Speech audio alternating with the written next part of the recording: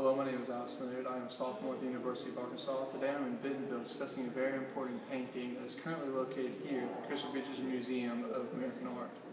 That particular piece is called Kindred Spirits by a man named Asher Brown Durand and is one of many pieces of art you can see in the day. This particular piece by Durand was created a year after another artist, Thomas Cole, had passed away. Durand created this piece in remembrance of Thomas Cole, which explains why one of the two men in the painting standing on the cliff is actually Cole himself. The other man on the cliff, William Cullen Bryant, was a poet and close friend of Cole and Durand. Durand and Cole had one important thing in common with each other, and that is that they both attended the Hudson River School of Art. Bryant played an important role in Durand and Cole's life, and in his poetry closely related to the type of artwork created by Hudson River School artists. Cole stands with a sketchbook and flute or recorder on an outcropping in the Catskill Mountains. He converses with William Cullen Bryant, a poet whose work often describes the same picturesque scenery featured in paintings by Cole, Durand, and other Hudson River School artists. The geologic features displayed in this painting aren't actually a literal display of a real feature you can go see in the Catskill Mountains. Instead, it is a vision Durand created to really embody how he felt about nature and the friendship Cole and Durand shared. This piece was to really capture the image of the beauty of American discovery, and who better to be the two discoverers depicted in this painting than the two men who have an artistic tie to the painter himself.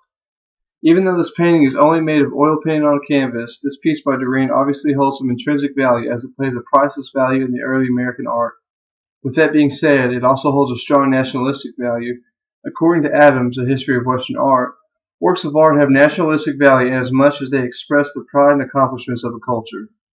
This particular piece shows so much of American value that it is the main display of a room at the Crystal Bridges Museum of American Art. This particular painting uses the technique of perspective in full force.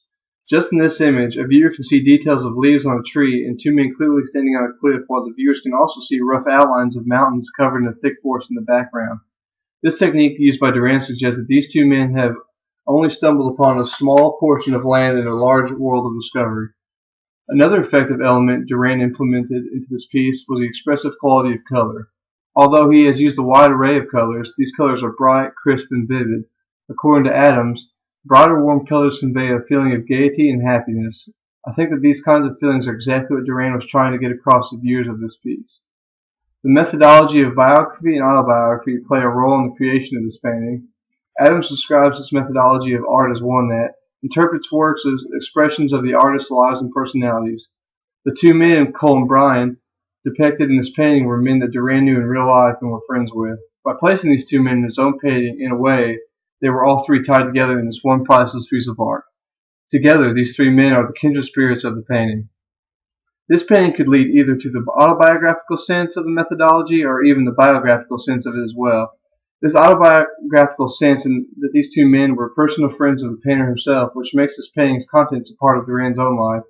The biographical sense in that Durand is reflecting upon two other people in this painting and not actually including himself in the scene. Durand acknowledged that Cole did actually go explore landscapes in the spring and summer months of his actual life. Either way a viewer might look at it, I believe that this methodology of art is a perfect fit for this piece. Being able to have an opinion either way about a piece of art is one of the most appealing things about art itself. Art is about expression in both creating and viewing. Asher Brown Durand was a painter during the Romanticism era. Kindred Spirits is the epitome of landscape painting during that period. Not only did Romanticism style show in paintings, but it also showed in literature. That is another key reason why William Cullen Bryant played a pivotal role in the art both Durand and Cole created. Bryant was an American Romantic poet. Along with Kindred Spirits were several more beautiful landscape scenes painted by other artists in the same era. A fantastic comparison for this style and era would be Thomas Cole's very own painting named The Oxbow. This piece portrays the beauty of Mount Holyoke after a thunderstorm. It goes to show the fascination of beautiful landscapes in this area. Many artists in the Hudson River School of Painting practice the same style of painting, which is why Durand and Cole are so comparable in their art. According to the Romanticism section in Adams' A History of Western Art, the landscape of different parts of the country inspired artists individually and in groups to produce works that were more often monumental in size and breathtaking in effect. Not only did this style of painting inspire artists of the East Coast in the U.S., but this style stretched to the West as well. A great comparable landscape painting from the West would be a piece named Sunrise, Yosemite Valley by a man named Albert Bierstadt. The style and beauty of this painting is so similar to the work of Durand's Kindred Spirits that one might even think the two pieces were created by the same artist if he or she didn't know any better. All of these historic pieces unmistakably belong to the Romanticism era of art. I chose this piece because I learned about it in my American history class last year and it interested me.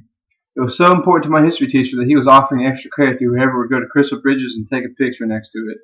I figured that if it was so important to a history teacher at my college, it is definitely worth doing an art project for and learning more about. I'm glad I ended up going with this painting because out of all of the paintings at Crystal Bridges, I know this painting is one of the most important ones, and I got to research and find out why. This painting is not only important, but it's plain magnificent to see. I just can't believe that someone could paint something that looks so realistic like that. I also think that the meaning behind it is a great one. Durand painted this piece to commemorate a friend that had passed away a year earlier. He painted a painting that has stood the test of time and has let Durand, Cole, and Bryant's legacy live on to this day. I honestly couldn't think of a better way to show true friendship than what Durand did for his friend.